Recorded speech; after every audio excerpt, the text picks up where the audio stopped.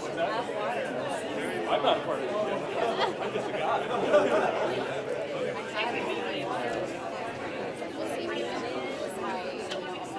But it was like a big, Yeah, me too. that was a big, Yes.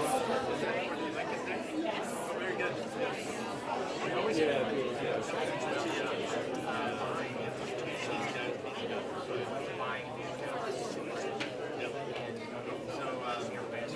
I saw the flyer, but I didn't see the location.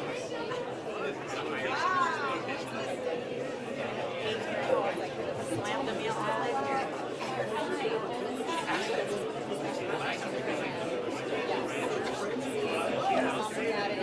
Great.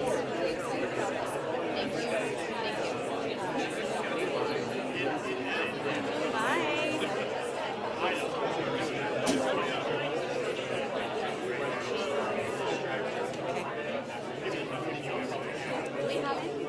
I don't know if everyone else is going to need water. We both might need water. I don't know how much we have. We're going to be flapping.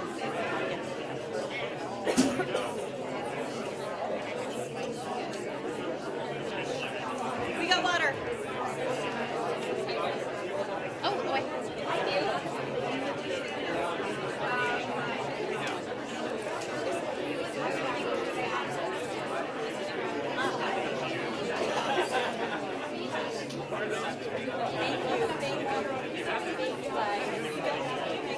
Thank you.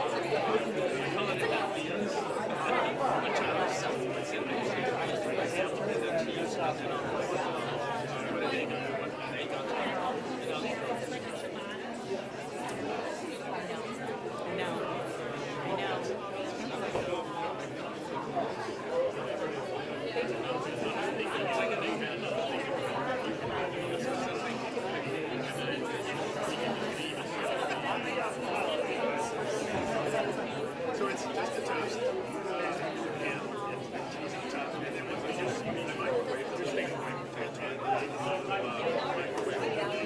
And while it's still hot, lots of cheese. And just let it in. And like it up.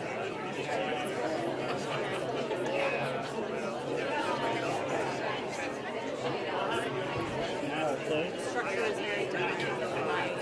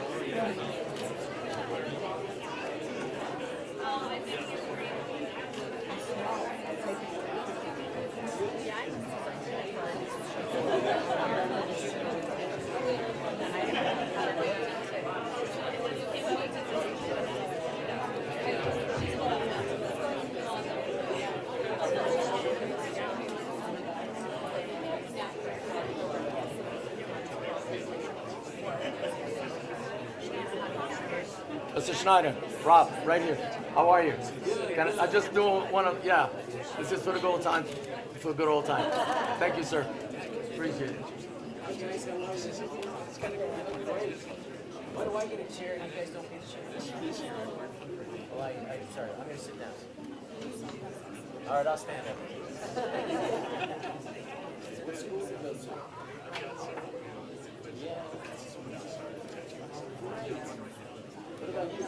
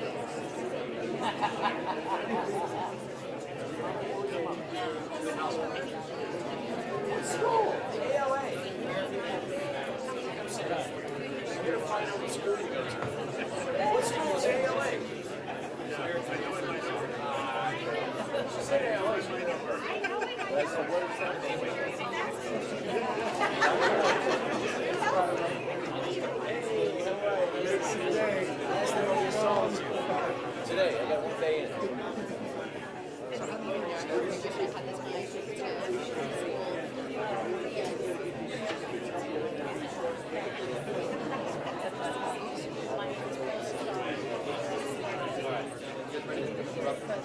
Okay.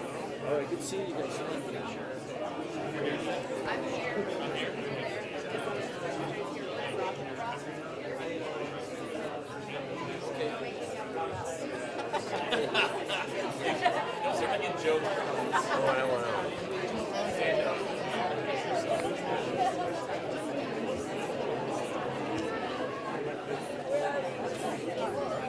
Thank you very much.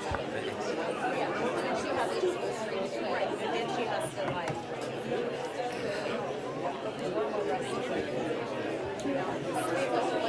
Yeah, yeah. Kim.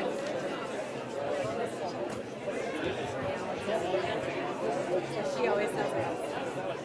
The boys are the big.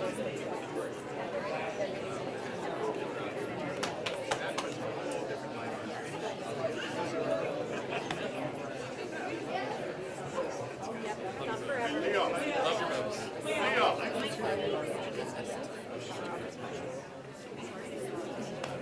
Leo.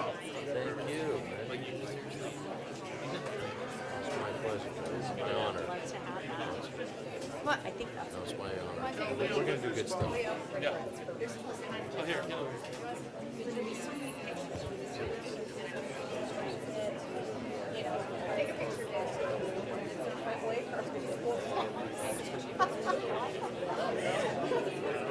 get them all this time. I got a chef who's going to fly in.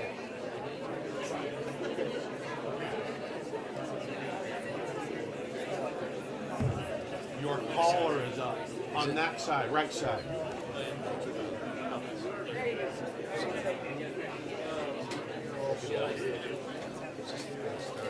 Hey, do you know I was standing third row on the end? Aaron Siri pops out of the tunnel. He's standing next to me before his secretary walks out. And I looked at him and I go, because I knew You know the story behind that? Is that campaign, they wouldn't even trust him. He called the Trump campaign. 30 minutes later, he was on the phone with Trump. That night, he was on stage. So, I don't know. I guess if you clearly have a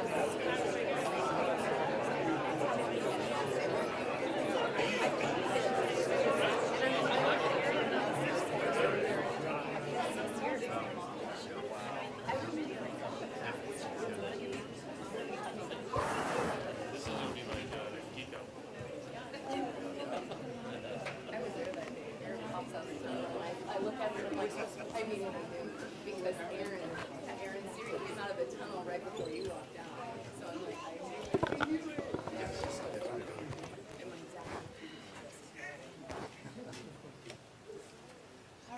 Everybody want to have a seat? Good afternoon. Thank you everyone for being here. This is a historic moment in the Arizona State Senate, but before we begin, I would like to extend my deepest gratitude to all the individuals who have made the healthy movement what it is today. That's each and every one of these parents up here and everyone sitting at the dais. Sitting beside me, Secretary Robert F. Kennedy Jr.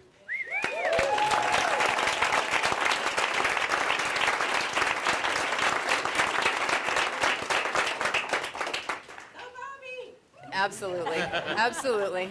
House Representative Leo Biasucci.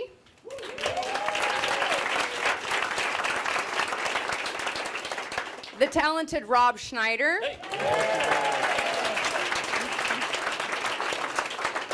Maricopa County Superintendent Shelley Boggs. And certainly not the least, Dr. Julie Hinman. Thank you very much, everyone, for being here today. So for those of you that don't know me, I'm Senate Majority Leader Janae Shamp with Legislative District 29. Thank you. I sit here before you today, not necessarily as an elected, but as a perioperative nurse manager who got fired for not taking the COVID vaccine. I grew up sick with a sick parent. I grew up hospital bedside, more time in the hospital than ever on a playground. When she passed, I became a registered nurse. Healthcare is not a profession for me, it's a passion. And when that passion was taken, I knew that I needed to do something to ensure that it didn't happen to anyone else here in the state of Arizona. Healthcare in America has become sick care. And before I left the operating room, the red flags had already begun to surface.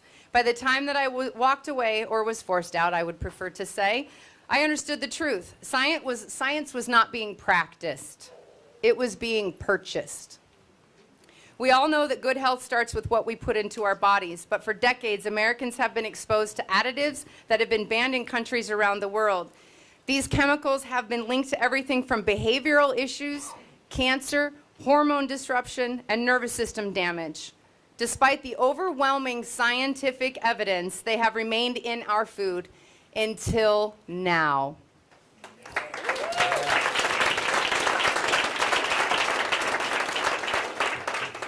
This is a historic moment of leadership for our state. Arizona is once again proving that we will stand up for what is right, even if we face opposition.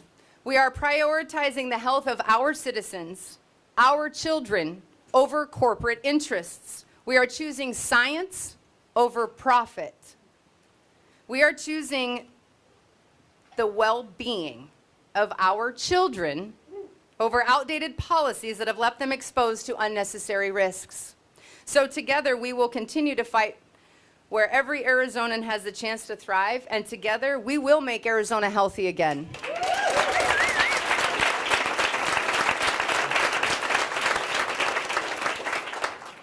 So this is a landmark day for Arizona, and we are taking a step forward with legislation that will ban some of the most dangerous chemicals that are artificially placed into our children's school lunches.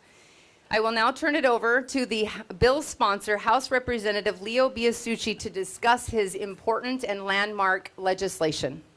Perfect. Thank you, Madam Majority Leader. So I first want to start off thanking this man sitting next to me right here.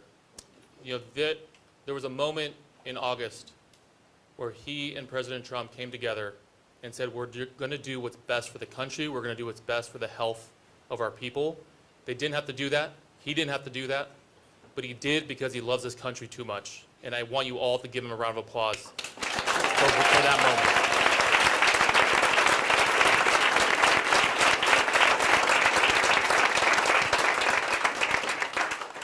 You know, it's funny, I like to share the story because it's a good one. And everybody here that's been to Europe, raise your hand, you've traveled to Europe. So you're going to relate to this story that I tell you about when I was in Europe this summer, and I'm eating pasta, I'm eating pizza every day, I'm having ice cream, yet I'm not gaining a pound, which is incredible.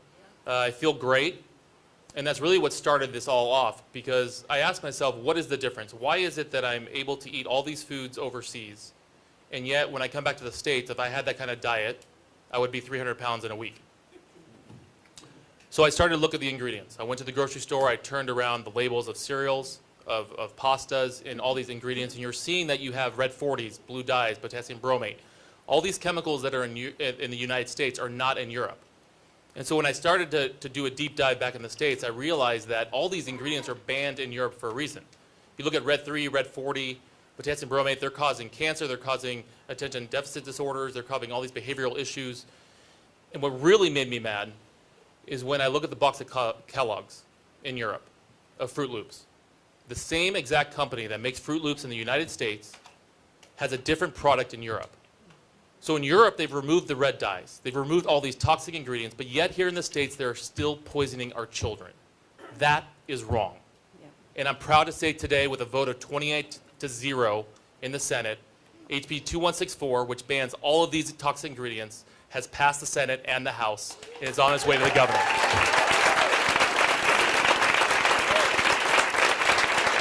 Representative Biasucci, Yes. I believe that the two bills are actually on the governor's desk as we speak. There we go.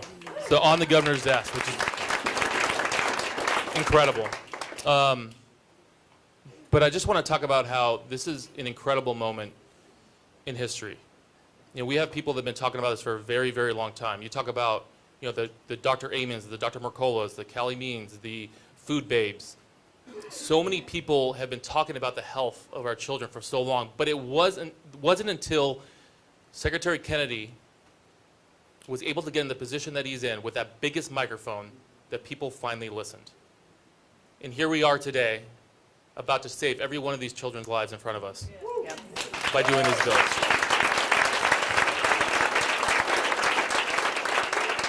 And so I just want to say thank you to all my colleagues in the crowd, every single one of you here. You've supported me from day one.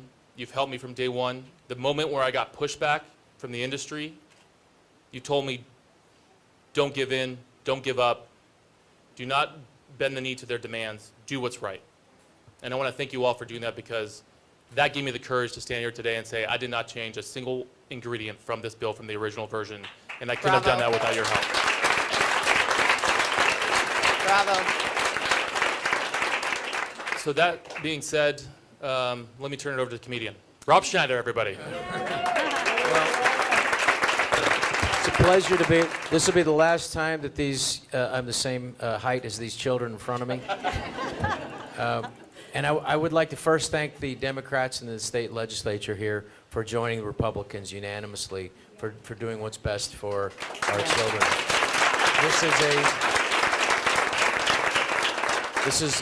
This is not partisan. This is people. These are our children. These are the most important, precious members of our society. This is our future. This is everything. Now, people have been saying that for decades. This is the first administration in my lifetime that's actually doing something about it. And it really is a testament to this great state that we can get together and do something that is 100% positive for everyone in this state. And I will say this, and you know, the numbers are absolutely stunning.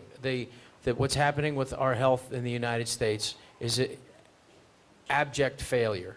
We must make changes, and we're going to make changes for these precious people and these children here. And I won't speak long, but I will say that if we don't get a handle on our health, nothing else matters.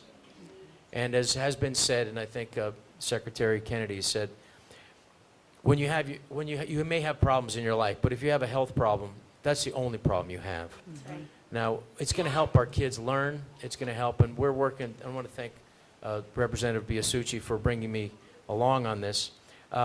Is that we're going to figure out a way to get these beautiful farm fresh foods into the schools for these children, so that they can have a chance. Because a lot of kids, this will be their only meal of the day.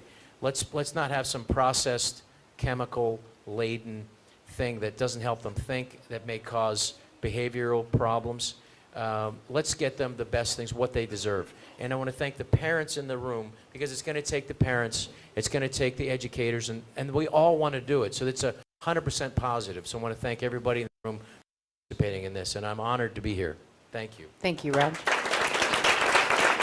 And I'll just say, lastly, I want to say I've known Secretary Kennedy for over 30 years. And he is just a driven, honorable, loving person. And I will say that it is an honor to be your friend. And what you're doing and the sacrifice that you've made and how you've put yourself in this position, it's really inspiring for so many Americans. And the love that you feel from the people here is the love all over this nation, and how grateful we are to you. Amen. Thank you. Well said, Rob. Very well said.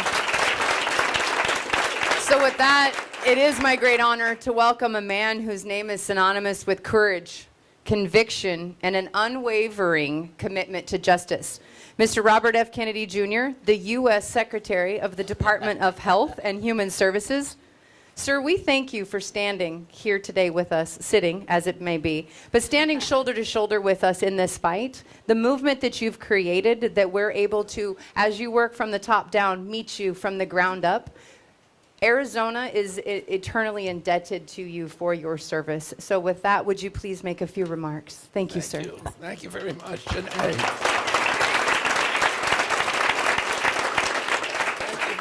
Thank you, Leo. I also want to thank President Trump for putting me here and for allowing me to live my dream of fighting to make America healthy again and doing that effectively.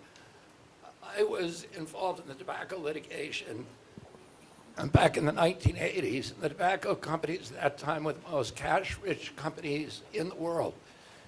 And they saw the writing on the wall that they were facing regulatory headwinds, and that their consumer base was moving away from them. So they decided to diversify, and they decided to buy food companies. So by the mid-1990s, the two biggest food companies in the world were R.J. Reynolds and Philip Morris. And they took thousands of scientists that they had employed to make tobacco more attractive and more addictive. And they moved them to do the same thing with foods. And they began going into their laboratories and developing tastes and mimicked real food. And people eat those products today, and our bodies are not designed to metabolize them.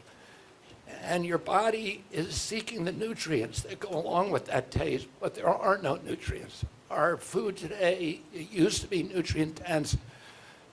Today it's nutrient barren. And your body craves it. It's looking for the nutrients which it associates with those tastes. And that's why your body remains hungry all the time. And so you eat more and more, you gain more and more weight, and you're never satisfied. They also developed a whole slew of other chemicals. For example, they learned that one of the ways that your brain tells your stomach that it's full is it counts the number of times you chew. So they began adding softeners to the food to trick your brain into never being able to tell your stomach that it's full.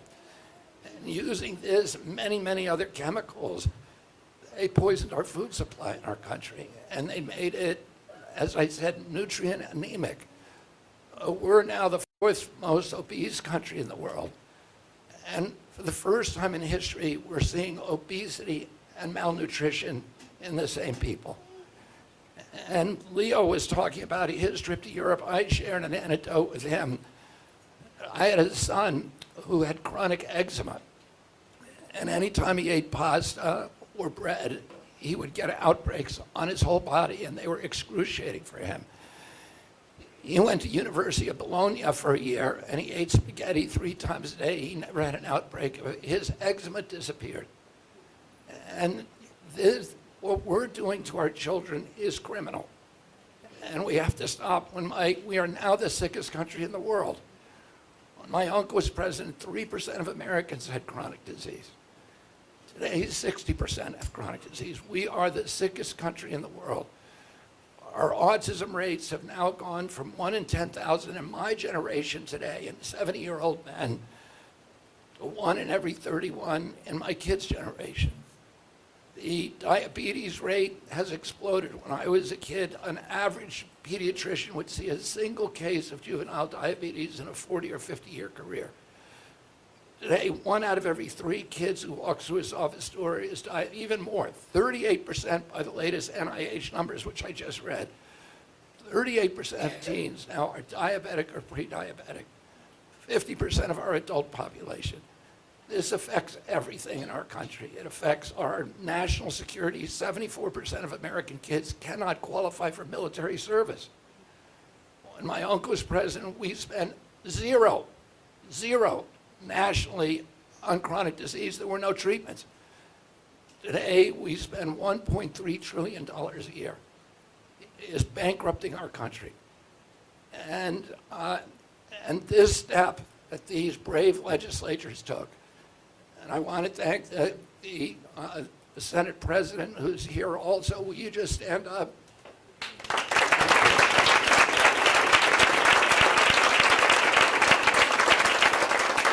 We finally have an opportunity to address this, and it's happening at the grassroots. People are saying, we are not going to take it anymore. We are not going to be mass poisoned by an industry that has captured our regulatory agencies. And this is what Leo was talking about. We have 10,000 ingredients in our foods, and the Europeans have 400. And that's because we have a captured regulatory agencies. They've captured our politicians. And I want to challenge the press. If you find a legislator or political leader in this state, go out and find one after this meeting who did not support the SNAP waiver legislation. Ask them why. Get them to offer you a rational explanation. I guarantee you they will not come up with one. Why are we paying for sugar drinks that are poisoning our kids and giving them diabetes? If you want a Coke, God bless you, go get one. But the taxpayer should not be paying that in a nutrition program. This is supplemental nutrition.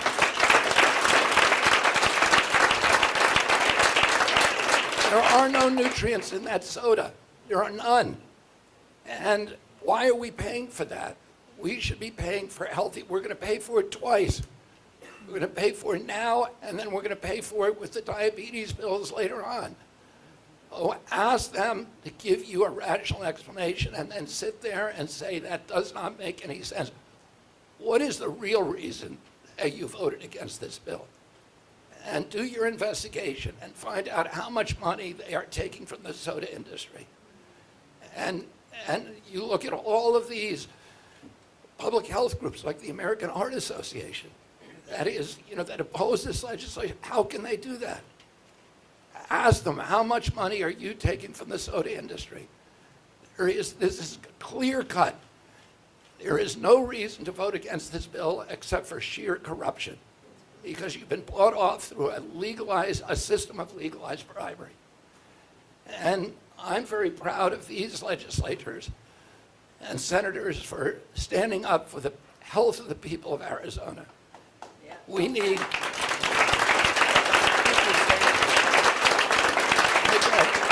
I want to thank President Trump. President Trump has promised to make America great again, and that means he has to make us strong. And we cannot be a strong nation if we do not have a strong people. If 60% of our people are killed, are sick.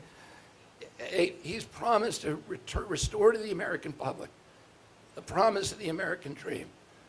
But a healthy person has 1,000 dreams. A sick person only has one. And we have 60% of the people in this country today who only have one dream. And that's that they can make it through the day without discomfort, that they can survive to see their children grow. And we need to take care of these little ones. It is our obligation. It is the obligation of every member of this elected body. And let's call them to task when they don't do the obvious thing. This is easy. It's a no-brainer. And I'm very grateful to these legislators and very, very grateful to President Trump for allowing this to happen.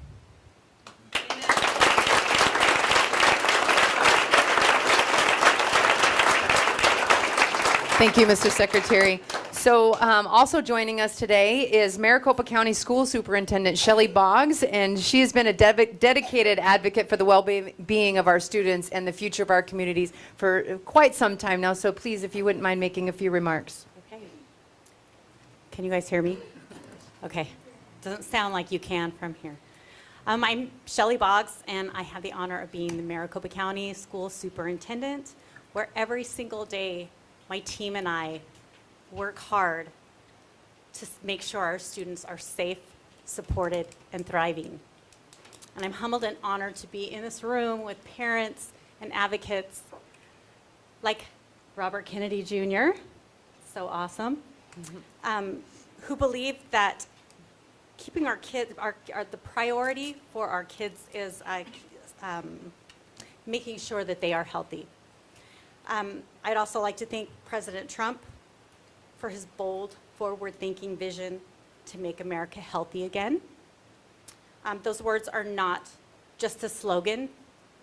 It's a message. It's a call to action.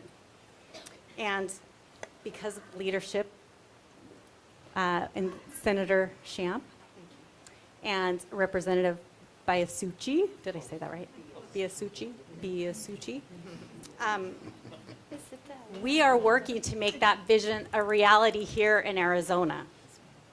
It's unfortunate that we have gotten to the point in this country that we have to have a law and bill in place to make sure we're not poisoning the kids. It's crazy, but this is where we are. These House bills are going to make sure that this stops. And we get to do that right here in Arizona, and we get to keep Arizona from being sick. This should not be political. It's about putting the children's health first. When our children are strong, our country is strong. Amen. If we want to make America healthy again, we have to start somewhere. And we are starting here in Arizona. Yeah. Thank you.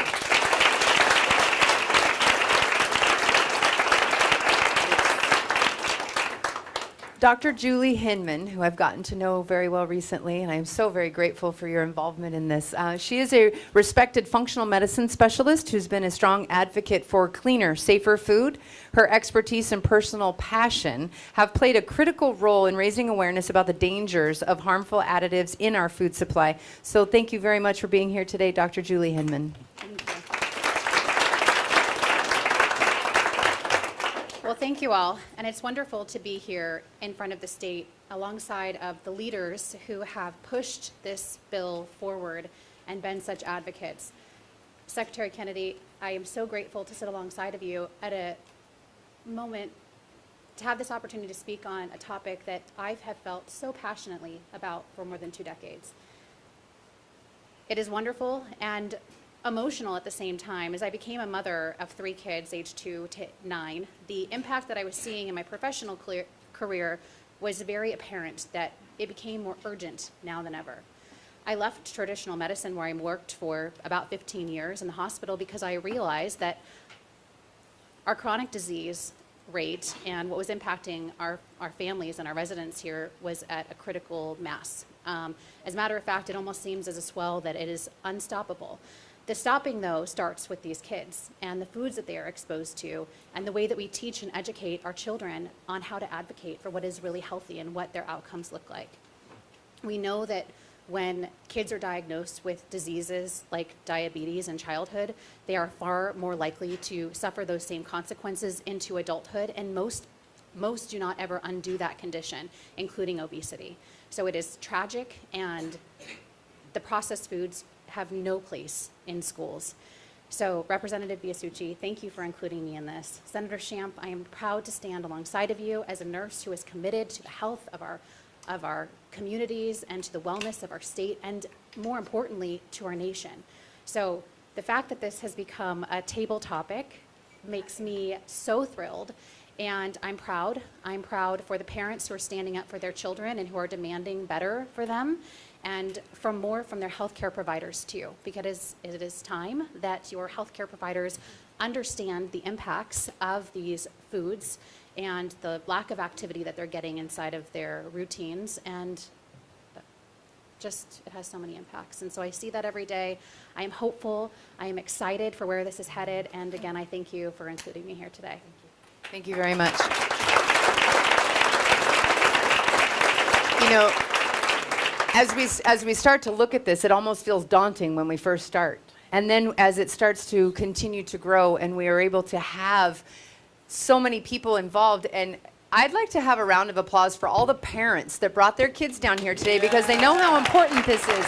Thank you very much. Thank you. And with that, we'd like to open it up to the press. Kim, if you would like to go ahead and manage that, we'll take questions from the press for approximately about 10 minutes. Okay, reporters, when you're called upon, you will walk up to the podium, introduce yourself. You will ask one question relevant to this event. Let's start with Stephanie from Arizona Republic.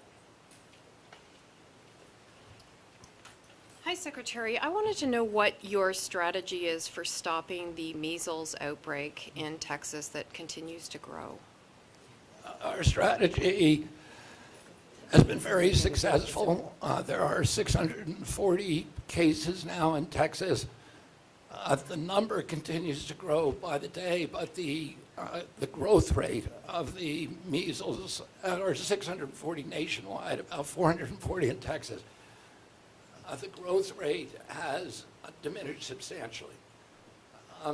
I would compare it to what's happening in Europe now, where we've had 640 cases here. They've had 127,000 cases and 37 deaths. And so what we're doing here in the United States is a model for the rest of the world. Thank you. Again, please make sure that the questions are relevant to the topic of the conversation today. Thank you. Jonathan Cooper, Associated Press. Yeah, thanks, Mr. Secretary. You said on Sunday that the MMR vaccine is the best way to prevent Sir, the spread of measles. sir, I'm gonna go ahead and cut you off right there because we're here to talk about what we're doing for these kids. No. Next. No, next Secretary, question. so will the CDC be doing No, any vaccination next efforts question. on the ground in West Texas? Thank you very much. Thank you. Thank you. Ashley Rodriguez, Fox 10. Hi, Secretary and Rep. A lot of the opponents of the MAHA agenda would say that you're not addressing the root causes, which are economic insecurity and food insecurity, economic inequality, underfunded public health systems. What would be your response to that? My response is that this is a multifaceted etiology, and but the principal cause is the poisoning of our food system. Oh, epidemics don't happen for genetic reasons. Epidemics we're seeing them across socioeconomic barriers. We're seeing them everywhere, in every demographic. And the reason for that is our food. No health secretary in history has ever addressed that. And, everything else that people have done in the past is about deciding who's going to pay for the mess, or whether we're going to have a public-private option, whether we're going to have Obamacare, whether we're going to have private insurance, Medicaid, Medicare, and all of those are important debates to have. But ultimately, they're all about like moving deck chairs around on the Titanic. The ship is sinking. Americans are getting sicker. We are the sickest country on earth. We had the highest death rate during COVID of any nation in the world. We had 16% of the COVID deaths, and we only have 4.2% of the world's population. When CDC was asked, why did we have so many people killed, CDC said it's because we have the highest chronic disease burden on earth. The average American, according to CDC, who died from COVID had 3.8 chronic diseases. If we don't address this core reason, then everything else we do is just wormwood and bile. It's meaningless. We have to address this, and it's President Trump's priority that we do so. Thank you, sir.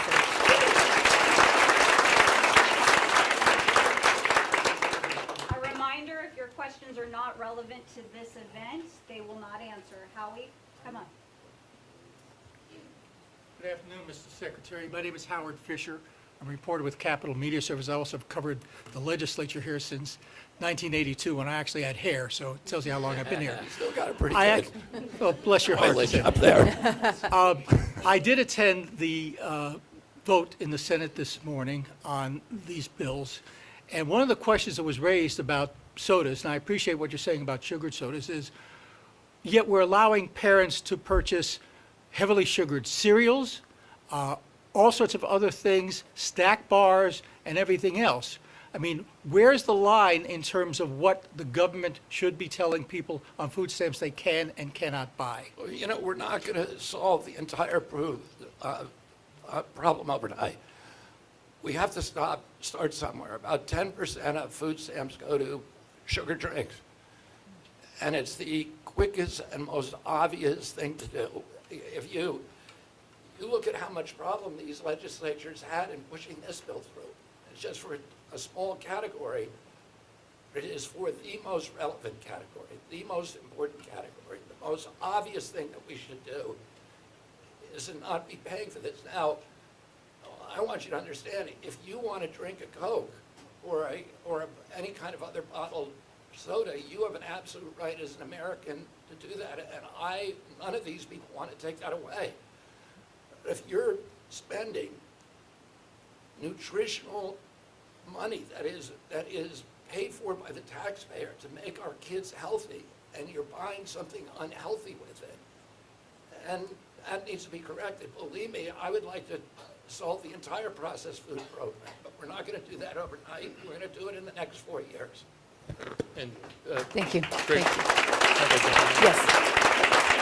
Kim, Representative Biasucci is going to make a statement in regards to that as well. On Howie, you know, Howie's, you're right. I can't believe I'm saying that, Howie. But Wow. you're right. Somebody write it down. Yeah. Mark it on the calendar, Howie. No, but Howie is correct, and I wish this bill for the SNAP side, including the school lunches, I wish it was larger. I wish it included more foods. But even in the SNAP bill with the soda, candy was actually part of that first. But we couldn't come to a definition on what did candy mean, what was it, you know, is it granola bar candy? And the bill actually died, and we had to make changes. So although we want to get to that point, this place, everything is incremental, right? The legislature, you try to get what you can across the finish line. You need 31 in the House, you need 16 in the Senate, you need one governor to sign it. It's very, very difficult to get a bill signed. And so a lot of times you have to sacrifice your language, you have to make edits and make amendments to get it across the finish line. And this is what happened in this situation, to where I could have said, no, I'm going to keep candy, or I could have kept this or done this or added that. But the point was, I wanted to get the bill across the finish line. Because sometimes you need to have that impact. You need to make that change happen before the conversation continues in the future. And that's what I did with both of these bills. So, Howie, I agree with you. Like, should this be more foods? Absolutely. Supplemental Nutrition Assistant Program. Nutrition's it's in the title. And so to think that we should be giving candy and soda and chips, that's not the design of the program. The design of the program was when a family's in need, and I am here to tell you right here that I will do whatever I can to help any family that's struggling. We all are at a point in our lives when we are struggling. And this is what the program's intended for, to get food on the table when a family's struggling. It's not intended to be what it has become, where now it's fast food and it's everything under the moon except for, you know, cigarettes and alcohol and dog food. We need to make change and do what's right for the people of this country and make them healthier. And that's what our goal is with these bills. So, thank you. If I could just say, this bill is a beachhead. It's the beginning. We have to start somewhere. I wanted it to do more, but we have to do something and to get this thing passed, and I really compliment Representative Leo for pushing this. We have to, you know, to move forward. My kids go to school here, and I'm a resident of Arizona for 5 years now. For a lot of kids, they get one meal a day. This will be the main meal that they eat. And that's a really tough thing to realize, that this may be their one meal. We have to, as Arizonans, we got to make that meal the best that we can for them. We certainly can't be poisoning them. Absolutely. We have to do that.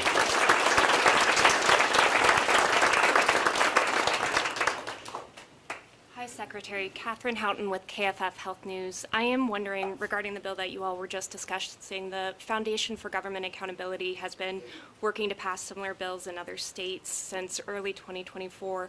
I am wondering, have you talked with the head of the USDA about whether they would grant approval for those changes in those states? And also, what do you see as the Foundation's role in public assistance policy? That's a good question. I've had many conversations with Brooke Rollins. In fact, I attended last week a rally with Governor Morrissey in West Virginia with her. He passed a very similar bill in that state, a SNAP waiver bill, and signed it. And she has joined me in asking every governor in this country to apply for a waiver to USDA, and she will grant it. And can you speak to the second half of that, of what you see as the Foundation for Government Accountability's role in helping shape public assistance policy? I didn't get the question. Can you hear me? Yeah. What you see as the Foundation for Government Accountability's role in shaping public assistance policy on a state level, and Representative, if you want to speak to that as well, too. Sure, I can, yeah, so FGA, a great group that assist with a lot of different policies, a lot of different bills down here. They were behind the SNAP bill, including a bunch of other bills for fundamental, or for government accountability. So, look, they're a great group, along with a lot of other great groups. We have, at the legislature, you get contacted by a ton of groups, a ton of policy people, a ton of think tanks that come to you with ideas. They are just one of them. They've done great work. Been happy to run legislation for them, but their main goal is, look, how do we become more efficient in government? How do we make sure we're not having wasteful spending, which is right in line with President Trump and obviously Secretary Kennedy and others in this administration. We want to make sure that government is working in an efficient manner, our dollars going as far as possible, and most importantly, our food is as healthy as it can be for our children. So, Thank you. Thank you. That's it. So we're going to wrap it up. Thank you, everyone, for coming. Thank you, everyone that's participated in the conversation behind the scenes and the conversations out in the audience. And let's make sure that these conversations continue. And would you like to make any closing comments, either one of you two? I'm very grateful to the legislature. I'm grateful to you, Jenny, for your leadership, and Leo, and all the legislators who worked so hard to get this bill across the finish line. And again, I want to thank President Trump for his support and for sending me across the country to encourage people to do the same thing. Perfect. And again, thank you guys so much. This is a great day for Arizona, a great day for our children. We're making lasting change. We're doing it for the right reasons. This is why you run for office right here. These are the moments that you run for office. Do this right. So thank you. Thank you, everybody. Thank you, everyone.